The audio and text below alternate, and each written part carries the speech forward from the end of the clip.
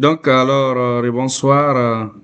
Vous voyez mon écran? Je ne vois plus l'écran, mais il faudrait que je me connecte sur un autre équipement pour pouvoir voir l'écran, parce que là, je ne vois plus l'écran. Bien. Vous voyez mon écran? Je ne vois plus l'écran. L'écran. Ça marche. Oui, docteur, on voit ton écran. Ça marche. Donc, Docteur, vous devez lancer l'enregistrement. l'enregistrement a été lancé autrement. Mais bon, je vais lancer l'enregistrement comme vous voulez. Sinon, ça a été lancé sur une autre plateforme directement pour que ça puisse prendre en compte. Yes. Bien. Donc, soyez les bienvenus à cette séance de cours pratiques consacrée à la programmation web et mobile. Alors, c'est bien que je vous devais faire le cours depuis fort longtemps, mais compte tenu de mes prérogatives administratives, ça fait que je n'avais pratiquement pas le temps d'être parmi vous. Mais j'ai jugé bon de faire le cours, au moins 2 séances, pour vous donner un peu les rudiments avant de passer au devoir et au projet.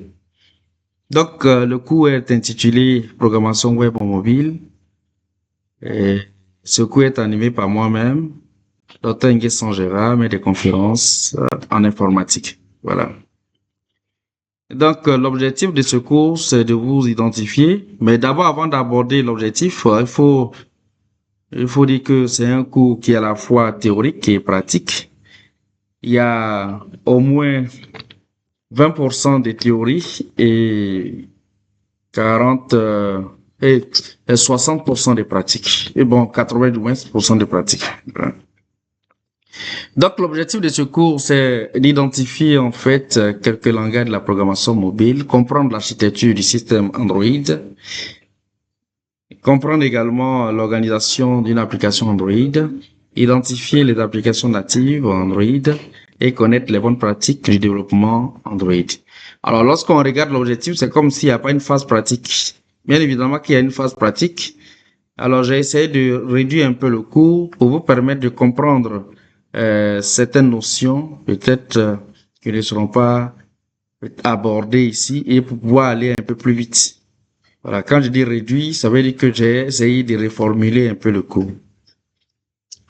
Donc, la première leçon va porter sur le langage utilisé pour les applications mobiles. Donc, on va présenter quelques langages et également les types de systèmes qui sont généralement utilisés dans la prise en compte de la programmation mobile.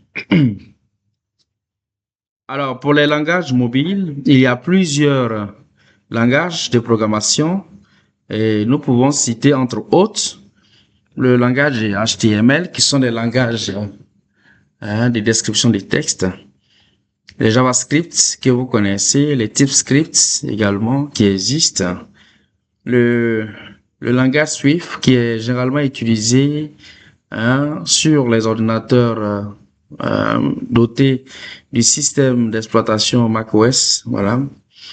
Et puis il y a aussi les langages Java que vous connaissez très bien, qui est beaucoup utilisé aussi dans le développement mobile, web mobile. Il y a le Kotlin, normalement, qui a vu le jour également, mais qui était venu juste pour remplacer le Java, compte tenu de sa simplicité et basé spécialement sur la programmation fonctionnelle. Voilà. Bien. Et en plus de ça, il faut dire que il y a aussi le langage C++, C Sharp et bien d'autres langages que je n'ai pas cités ici qui existent, qui permettent de faire des applications natives comme des applications web, mobiles et ou bien d'autres applications. Alors, donc ici, je vous présente juste les différents logos de ces langages et les différents IDE utilisés dans le cadre du développement de ces langages-là. Alors, parmi les IDE, nous pouvons citer, entre autres, Notepad++, qui est beaucoup utilisé également dans le développement de la programmation web mobile, et Nous avons également Sublime Text qui est aussi utilisé, comme présenté sur l'icône que vous voyez ici. Sublime Text, voilà. Donc, ces environnements-là, à travers ces environnements, on peut également utiliser du HTML, du CSS. Surtout au niveau de Sublime Text, on a la possibilité d'utiliser une multitude de langages qui existent. C Sharp, Perl, Python, Pascal, tous sont des langages que vous connaissez, qui peuvent être utilisés en utilisant la programmation, en utilisant l'éditeur Sublime. Alors, les avantages en fait de ces langages, c'est que le JavaScript, par exemple, travaille sur l'interactivité de votre site web. Le JavaScript également permet la mise en place d'un framework et également c'est un langage qui est populaire et généralement utilisé par tous.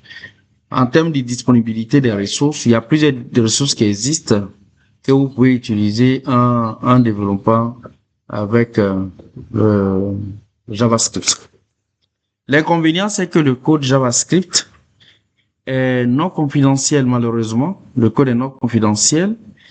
Et également, il peut présenter des bugs après un certain moment, lorsqu'on garde le code et qu'il y a des mises à jour sur certains éléments du code. Alors, cela peut provoquer en fait des bugs. Voilà. Donc, ce sont un peu quelques inconvénients que nous pouvons citer lorsque nous utilisons surtout langage de programmation basé sur le JavaScript. Alors, il y a le TypeScript également qui est utilisé. On peut utiliser sur l'environnement IDE comme Eclipse. Et juste ce que vous voyez à votre droite, c'est juste l'icône de TypeScript. Voilà, si vous voyez ces icônes-là, c'est un peu proche de C et de Java. Donc, comme vous le voyez ici. L'avantage bon, ça, c'est le Swift, mais c'est pas TypeScript, c'est qu'il y a un, donc, on va aller, peut-être le Swift sera, TypeScript sera de l'autre côté. Alors, nous allons présenter également Java, que vous connaissez très bien. Avec Java, on peut utiliser les environnements tels que, Eclipse, quelques NetBeans, qu'on peut utiliser pour pouvoir développer. On peut utiliser également, comme je l'avais signifié, Sublime Text également pour pouvoir développer en programmation Eclipse et Java du moins. Alors les avantages du Java, c'est que Java est indépendant de la plateforme, ça c'est déjà bon, très fiable d'ailleurs. Et puis Java c'est très dynamique. Aujourd'hui en termes de documentation, il y a plusieurs documentations qui existent que vous pouvez utiliser au niveau de Java. L'inconvénient, c'est qu'il nécessite en fait une réservation d'espace mémoire. Voilà, pour chaque application. Ça aussi, c'est un inconvénient majeur qu'il faut signifier. Voilà, donc c'est un peu l'inconvénient que nous avons au niveau de Java. Et puis aussi nécessite que Java, JDK ou bien GRE soit installé d'abord avant de faire fonctionner. Et Kotlin, par contre, on peut utiliser Kotlin dans les environnements tels que Android Studio, tels que Eclipse, voilà. Donc Kotlin, comme je vous l'avais dit, est beaucoup basé sur la programmation fonctionnelle. Voilà, donc ça rend un peu les applications un peu plus rapides dans l'exécution des différentes tâches. Voilà, donc c'est vraiment très bon également d'utiliser le Kotlin. En plus de ça, voilà, donc voilà un peu en fait la différence qui existe entre Java et Kotlin, voilà. Vous voyez tel que c'est programmé au niveau de Java et ça a été synthétisé à peu près de la même chose, mais ça a été synthétisé comme vous voyez par exemple les variables. La définition, la déclaration des variables personne P ici, P personne, vous voyez, et type string. D'autres sont les fonctions qui ont été déclarées de part et d'autre. Donc il y a une différence. Voilà, de part et d'autre. Ici, au niveau des Kotlin, tout est vu comme des fonctions. Voilà. Les avantages des Kotlin, c'est que permet de faire de la programmation fonctionnelle, comme je vous l'avais signifié, compatible avec Java. On peut passer de Java à Kotlin, mais le contraire, c'est pas évident. Donc, les deux langages peuvent peuvent cohabiter ensemble. Il n'y a pas de souci à ça. Voilà. Et puis, euh, Kotlin permet également de ne pas faire piéger avec des bugs grossiers parce que tout est basé sur des fonctions. Donc, du coup, ça rend un peu l'exécution un peu plus rapide. L'inconvénient, c'est que c'est assez peu documenté. Depuis que Kotlin a vu le jour, ça fait pratiquement, je pense, ça fait pratiquement 10 ans que moi je connais Kotlin, hein. Mais la documentation tarde à être disponible au niveau de du web. Donc, c'est aussi en fait l'inconvénient qu'on rencontre en utilisant le Kotlin. Donc, les codes générés sont difficiles à lire puisque tout est basé sur des fonctions. Donc, du coup, si vous n'avez aucune notion sur les fonctions, c'est pas évident que tout ce qui va s'afficher là, puissiez lire. Donc, voilà un peu l'inconvénient. Donc, Kotlin ne remplace pas une analyse sérieuse et une programmation rigoureuse. En plus de ça, on a C++, que vous connaissez également, l'icône est là. Et C++, on peut l'utiliser aussi dans différents environnements tels que Eclipse, tels que CodeBlock, et puis Visual C++ également. Donc C++ est né, au vu des défauts de C++ est né. Et les défauts de C++ ont fait naître également Java. Donc c'est comme ça. Les langages naissent au fur et à mesure en fonction des différentes lacunes que ces langages présentent. Alors, l'inconvénient de C++ ou l'avantage d'abord, il est portable, très portable. Donc le langage est très très rapide, ça c'est déjà bon. Et il est très facile d'avoir également de la documentation, puisque il y a longtemps que le C++ existe. L'inconvénient, c'est que c'est complexe, et puis également l'implémentation de la réflexion sur C++ n'est toujours pas finalisée. Malheureusement, ce sont ces inconvénients-là qui ont fait naître Java, voilà, en lieu et place de C++. Alors maintenant, le C# que vous voyez ici dans l'icône est juste à droite. On peut utiliser le C# dans plusieurs environnements, tels que NetBeans, tels que Eclipse. Donc, le C# peut être utilisé dans ces environnements-là. Alors, donc l'avantage du C#, c'est que c'est la portabilité en fait moins aboutie que sur Java. Et également, la conception permet de faire la conception orientée objet facilement et ça peut être déployé rapidement sans problème. L'inconvénient, c'est qu'il reprend les mêmes défauts qu'avait présenté C++ et Java, malheureusement. Donc, ce que engendre un peu en fait l'instabilité, surtout en termes d'utilisation dans certains environnements de programmation. Donc, voilà un peu résumé les différents systèmes qui existent et les différents langages et applications qui peut être donc parmi les systèmes, on a le système Android, système iOS et système Windows mobile. Donc pour ceux qui ont des systèmes d'exploitation Android, ils peuvent utiliser il y a juste faire une petite synthèse. Sinon qu'il y a plusieurs panoplies, il y a une certaine panoplie de systèmes qui existent que vous pouvez utiliser sans problème. Et puis aussi il y a le Swift qui est là avec l'icône. Et puis, comme vous le voyez, C#, C++ et autres, que vous pouvez aussi utiliser pour faire du web mobile. Alors, donc, ce qui nous amène à la leçon 2. Je ne sais pas si vous avez des questions sur la petite partie. Je vous ai dit que j'ai juste synthétisé. J'espère que vous êtes là. Je vous ai dit que je ne vous vois pas. J'espère que vous êtes là. Allô? Ok, ça marche. Donc, je vais revenir de temps en temps pour voir si vous m'entendez ou pas. Ok, ça marche. Donc, au niveau de la deuxième leçon, nous allons peut-être signifier dans le cadre du développement d'une application web mobile, les différents éléments, je peux dire outils, qu'on aura besoin. Oui, il y avait une main levée quelque part.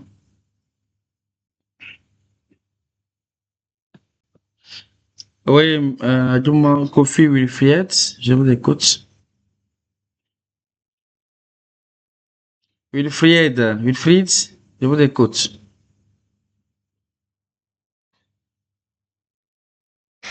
Allô?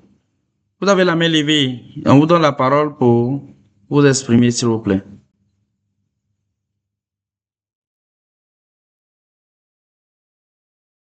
Est-ce que vous Est-ce m'entendez? qu'il sait, est-ce qu'il sait qu'il a la main levée? C'est ça aussi, il y a des gens qui activent sans savoir. Bon, je pense qu'on va continuer. Ok, merci.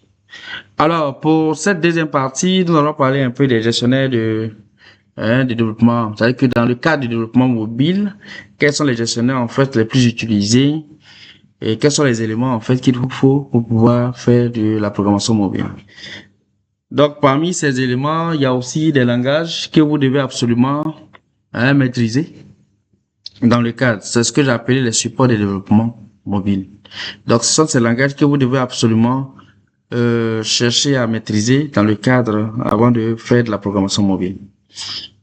Alors, en termes de gestionnaire, on a le SDK Android qui est obligatoire lorsque vous voulez faire du développement mobile. Donc, le SDK qui signifie Software Development Kit. À l'intérieur de ce SDK, c'est comme, vous voyez SDK comme un jQuery. Donc, il y a des librairies, en fait, Java qui s'y trouvent pour créer des logiciels. Il contient également des outils de mise en boîte des logiciels. Et puis également un environnement virtuel qui est appelé AVD, voilà, qui sont des émulateurs, des tablettes, ouais, pour tester les applications. Voilà. Et aussi, il y a des outils de communication avec des vraies tablettes également que vous connaissez. Bien. À l'intérieur du SDK, c'est vrai que j'ai parlé des SDK Android, mais aussi il y a des sous-types de SDK. Donc, le gestionnaire installe les éléments dans plusieurs sous-dossiers. Voilà, le gestionnaire dans plusieurs sous-dossiers. Alors, le premier sous-dossier, c'est SDK Tools. À l'intérieur, c'est indispensable, qui contient en fait le gestionnaire en question. Et puis, il y a SDK Platform Tools également qui est indispensable, qui contient ce qu'on appelle le ADB qui permet de lancer les émulateurs. Et puis, il y a aussi SDK Platform qui est indispensable, qui contient aussi des librairies. Donc, ces trois éléments, lorsque vous voulez faire de la programmation mobile, ce sont des trois éléments qui sont vraiment essentiels, que vous devez avoir dans la programmation mobile. C'est très, très important. Alors, en plus, l'SDK, il faut dire que l'SDK, il y a aussi SDK Manager qui existe, qui gère également, qui est aussi un gestionnaire du SDK, qui est une application qui permet de choisir sur tous les composants à installer. Donc, on appelle un SDK Manager. Généralement, lorsque vous lancez surtout sur Android Studio, quand vous lancez, le SDK Manager se lance automatiquement et il commence à installer en fait les outils nécessaires pour le bon fonctionnement, pour le bon démarrage de votre application. Voilà. Mais dans certaines plateformes, il faut vous-même installer, c'est-à-dire que vous-même installez les outils que vous avez nécessairement besoin. Les trois outils d'abord que vous avez nécessairement besoin dans le cadre de développement mobile. Voilà. Donc, en termes d'exécution de l'application est prévue pour tourner sur des appareils. Donc, ça veut dire que ce sont des appareils, soit des mobiles, des smartphones, des tablettes. Ça peut même s'installer également sur des émulateurs locaux, sans problème. D'ailleurs, je vais utiliser un émulateur local pour pouvoir faire la démonstration avec vous, surtout la phase pratique. Alors, pour l'exécution en fait de l'application, le SDK Android surtout permet d'installer, bon ça on l'avait dit, l'application sur une vraie tablette connectée. On peut connecter avant, ça se connectait via USB, mais maintenant on a la possibilité de connecter via des Android virtuels. Voilà, ce qu'on appelle les AVD, Android Virtual Device. Voilà. Donc ce sont des machines virtuelles, comme par exemple c'est des VirtualBox que vous connaissez, qu'on peut installer et puis installer d'autres systèmes d'exploitation à l'intérieur. Donc, il y a le VMware également, qui est également pris en compte, basé sur un certain nombre d'éléments tels que le QMU, voilà, qui est une licence en fait GPL, donc qui permet d'émuler toutes les sortes des CPU et les GPU également dans le fonctionnement. Alors, ça nous laisse maintenant aborder les supports de développement. Alors, je sais que vous avez fait un cours, je ne sais pas si parmi vous, il y a des gens qui ont fait le cours dénommé XML. Lorsque vous voulez faire du développement mobile, il y a le XML qui est très important, qui est un langage de description, voilà, un langage d'échange, de description à balises, et qui vous permet également de définir vos propres balises, c'est ce qui est bon d'ailleurs, et vous permet de définir vos propres balises sans toutefois vous soucier de quoi que ce soit. Donc, XML, c'est un nouveau langage d'échange, ça existe, quand je dis nouveau, c'est vrai, je veux dire, hormis les autres langages tels qu'HTML, donc, c'est aussi un langage de balisage, voilà, qui est plus simple, tel que, c'est plus simple que sur tous les systèmes de gestion qui existaient, qui englobent également les XML et le HTML, et plus c'est plus ouvert que les HTML, malheureusement. Puisque tout à l'heure je disais que ça peut nous permettre, nous-mêmes on peut définir nos propres balises, ce que HTML ne permet pas de faire. HTML sont des balises prédéfinies, on est obligé d'utiliser les balises de HTML. Alors, 100 fois ça ne marchera pas. Donc voilà un peu en fait l'inconvénient du HTML en lieu et place du XML. Et puis XML permet de développer de faire des jeux vidéo. Vous pouvez prendre l'XML pour faire des jeux. Moi, j'ai eu cette chance de faire du XML lorsque j'étais encore étudiant. Alors, les objectifs en fait du XML, l'XML doit pouvoir être utilisé sans difficulté sur Internet. Donc, avant même la naissance du XML, ce sont des objectifs là que ceux-mêmes qui ont mis ce langage en place se sont fixés. Il faudrait avoir un langage qui doit pouvoir être utilisé sans difficulté sur Internet, un langage qui doit soutenir une grande variété d'applications. Et d'ailleurs, vous voyez, normalement, les navigateurs sont basés sur l'XML. Voilà, les navigateurs sont basés sur l'XML. Voilà, il doit être facile d'écrire des programmes traitant peut-être des documents XML. Et puis, le nombre d'options dans XML doit être réduit et minimisé, surtout les lacunes que les autres langages ont. Aussi, les documents XML doivent être lisibles par l'homme et raisonnablement clairs. Donc, c'est ce que je vous disais. Avec les autres types de langages, c'est pas évident. Et puis également, la spécification de XML doit être disponible rapidement. Donc, vous voyez, ce sont des objectifs que ceux-mêmes qui ont mis en place le XML se sont fixés pour pouvoir, faciliter la mise en place de ce langage qui est véritablement puissant. Je connais sa puissance parce que je l'ai déjà utilisé. Alors, c'est quoi l'XML? XML, c'est un comme vous l'avez dit, c'est un métalangage universel pour représenter les données échangées sur le web et qui permet également aux développeurs de délivrer du contenu depuis, par exemple, des applications à d'autres applications ou aux navigateurs. Donc, XML permet d'échanger, de présenter, d'archiver, de retrouver, de transformer, de crypter. Donc, avec XML, on a la possibilité de faire toutes sortes de tout ce que vous voyez ici comme ces informations peuvent être échangées comme vous voyez, comme ça a été présenté là.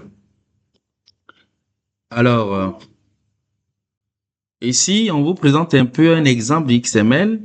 Voilà comment on déclare XML, comment les instructions sont présentées, comment les commentaires sont présentés, comment les balises sont présentées, comme vous pouvez le voir. Mais avant même le fonctionnement du site de XML, il faut avoir en fait un document qui permet de déclarer toutes les fonctionnalités que XML doit prendre en compte. Et ce document est nommé généralement le DTD, document type quelque chose, je sais pas. Voilà. Donc c'est le DTD qu'on va voir plus tard. Donc pourquoi le XML est né, pouvoir définir vos propres langages d'échange comme je l'avais signifié, voilà, pouvoir modéliser des documents et des messages, pouvoir publier des informations, archiver des données et ainsi de suite. Voilà. Donc voilà un peu schématisé les différentes étapes lors de la manipulation en fait d'un document, surtout jusqu'à la phase de production. Donc à travers les données, on peut essayer de passer d'un DTD à XML, de XML à XSL, de XSL à XSLT et ainsi de suite jusqu'à ce que on aboutisse à un document web ou bien un document PDF ou bien un document HTML et bien d'autres. Donc, vous voyez que XML c'est un langage qui est complet, qui est vraiment conseillé d'ailleurs pour ceux qui veulent vraiment tester l'XML. Je vous encourage véritablement, il faut le faire. Alors, le DTD, ce qu'on appelle Document Type Definition, comme je vous l'avais dit, c'est comme un dictionnaire. Donc, c'est un dictionnaire qui définit un peu, en fait, l'ensemble des éléments que l'XML doit prendre en compte. Donc, comme on l'a dit ici, il permet de définir le vocabulaire et la structure qui seront utilisés dans le document XML. Voilà. Sans le DTD, XML va pas fonctionner. Malheureusement. Voilà. Il faut un DTD. Voilà. Permet de définir, en fait, la grammaire du langage dont les phases, sont des documents XML et il peut être mis à jour, à tout moment. Alors, la déclaration au niveau des DTD, comme vous le voyez ici, il commence toujours par la balise element. Element, et à l'intérieur, vous pouvez définir les PC data, les C data que vous connaissez, voilà. Et puis, voilà. Il y a aussi des restrictions qu'on peut émettre lorsque nous utilisons le XML, ce qui ne se fait pas au niveau des HTML. Bon, c'est vrai, HTML, on peut mettre par exemple placeholder ou bien on peut mettre par exemple, je sais pas, mass length pour limiter un peu la limitation par exemple des caractères, mais c'est un peu limité quand même. Ok. Alors, donc au niveau de la déclaration, on définit également des séquences. Par exemple, quand vous voyez plus, l'opération plus, ça veut dire que on doit avoir au moins un élément. C'est-à-dire que si vous ne pouvez pas laisser l'emplacement vide.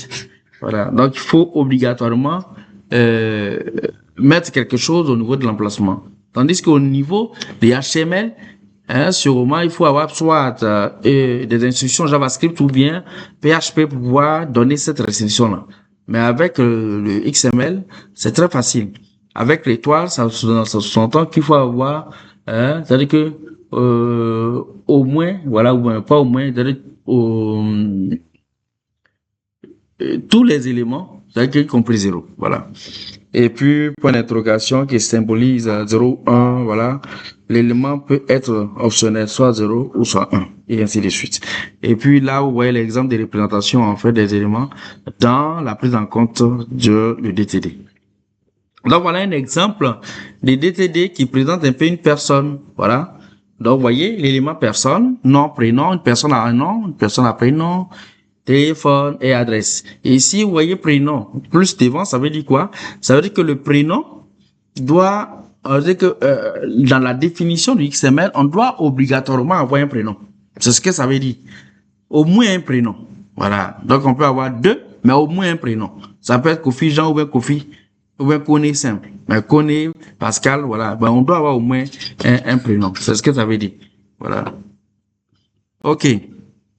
Et puis, tel point d'interrogation également qui symbolise 0 ou 1. C'est-à-dire que soit on peut mettre un numéro de téléphone, comme si on peut ne pas mettre un numéro de téléphone. Et ça ne gêne pas. Bien. Alors, et puis, une fois que vous finissez, vous voyez, tous ces éléments ont été définis. Voilà. Juste en bas, c'est l'application dans le XML. Les gens, j'utilise ma connexion, mais ils ne font que m'appeler. OK. Alors, dans la déclaration d'attributs, voilà, bon, je vous ai dit le CDT, voilà, il y a les CData, il y a le PCData, ça commence toujours par la balise atList pour dire que c'est un attribut que nous voulons déclarer. OK. Voilà. Donc, ici, en bas, ici, vous pouvez voir, par exemple, le recur, employed et le fix. ce sont des éléments, en fait, pour préciser comment l'élément sera représenté. Soit obligatoire ou bien non obligatoire.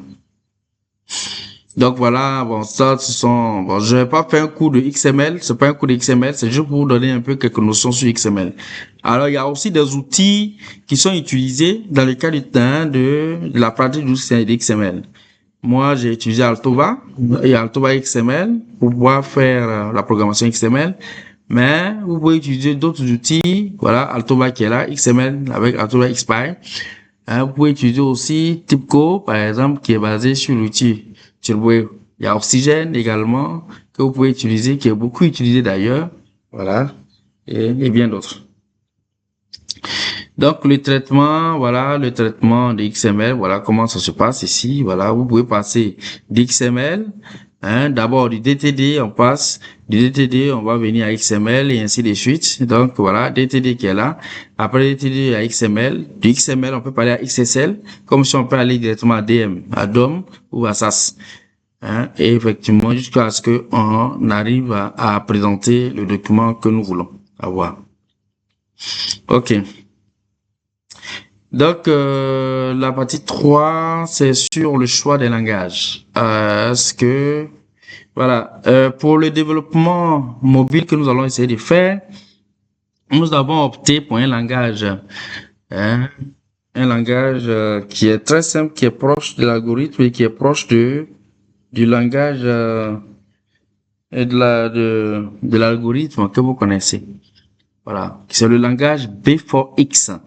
Donc, vous pouvez chercher le langage B4X. Donc, c'est une plateforme également, en même temps un langage. C'est un langage qui prend en compte les plateformes telles que Android, iOS. Il permet de faire également du client-serveur, qui permet également de prendre en compte, je vais dire, tout ce que vous connaissez comme les microprocesseurs, la prise en compte, faire de la programmation avec les microprocesseurs. Donc, vous voyez que c'est un langage qui est complet, qui n'a rien à voir avec les autres langages qui sont un peu limités, où il faut forcément utiliser sur iOS, ou bien soit forcément faut utiliser sur Android, et ainsi de suite. Alors, pourquoi Basic4X? Alors, Basic4X, c'est un outil, 4 outils en un. C'est comme je vous l'avais dit. Voilà. À l'intérieur, on peut utiliser pour l'Android, pour les systèmes Android, Basic4A. Voilà. Donc, il permet de développer des applications natives ultra rapides pour tout appareil Android. Également, il y a la forme Basic4i. Donc, c'est pour iOS, qui permet de développer des applications natives iOS, réutilisables d'ailleurs, massives dans le code Basic4i. C'est-à-dire réutilisable sur Android. Voilà, pour le monde app. Et également, permet de faire du Basic4G. Donc, le Basic4G, on peut utiliser, par exemple, sur Windows, gratuit sur des applications de bureau, des Mac, des Linux, qui sont des solutions des serveurs. Et également, on peut utiliser ça avec le Raspberry Pi pour faire de la programmation que vous connaissez. Donc, c'est gratuit, ce qui est là. Donc, ici, il faut se préciser, le Basic4iOS n'est pas gratuit. Voilà, c'est payant.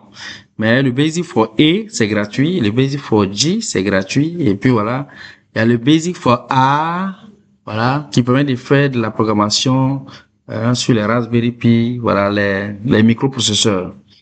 Donc là aussi, c'est un peu gratuit. Donc voilà un peu la matrice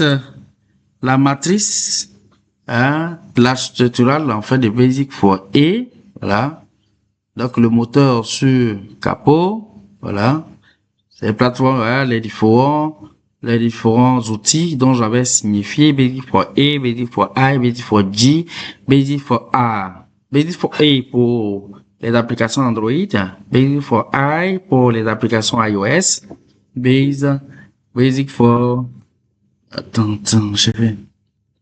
Excusez-moi.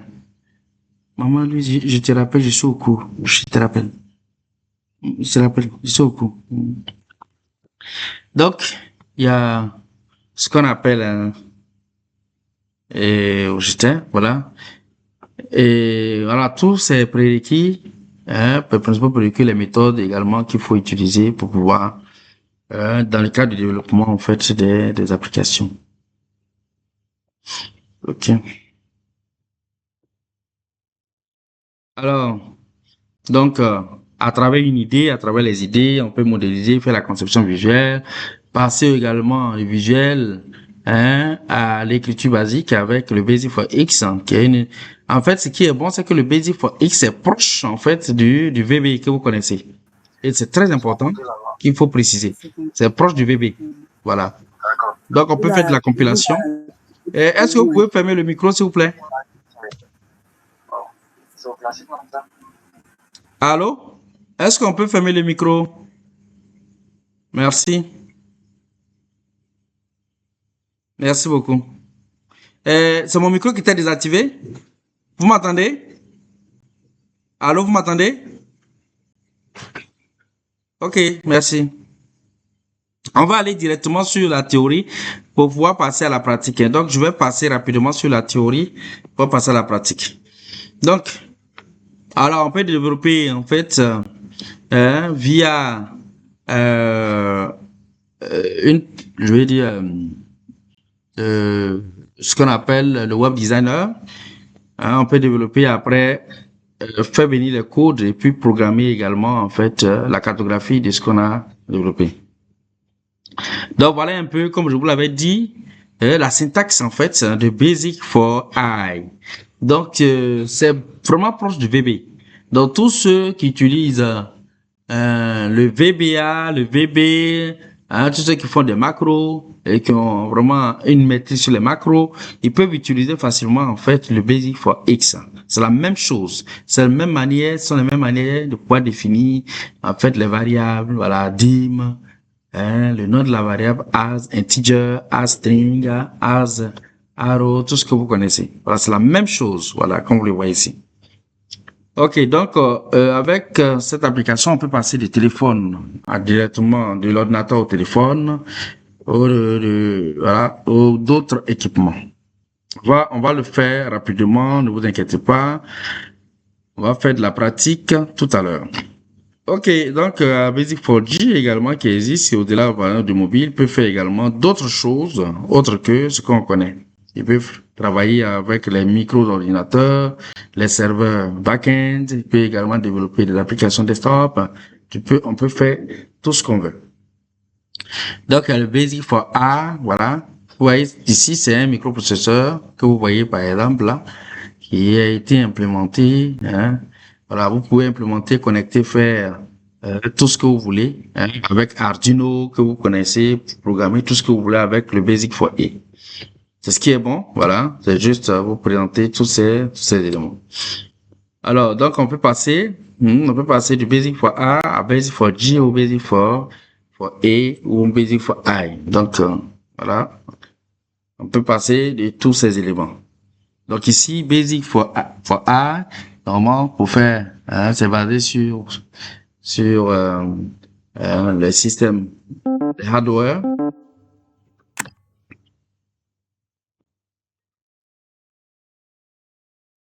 Alors je vais revenir.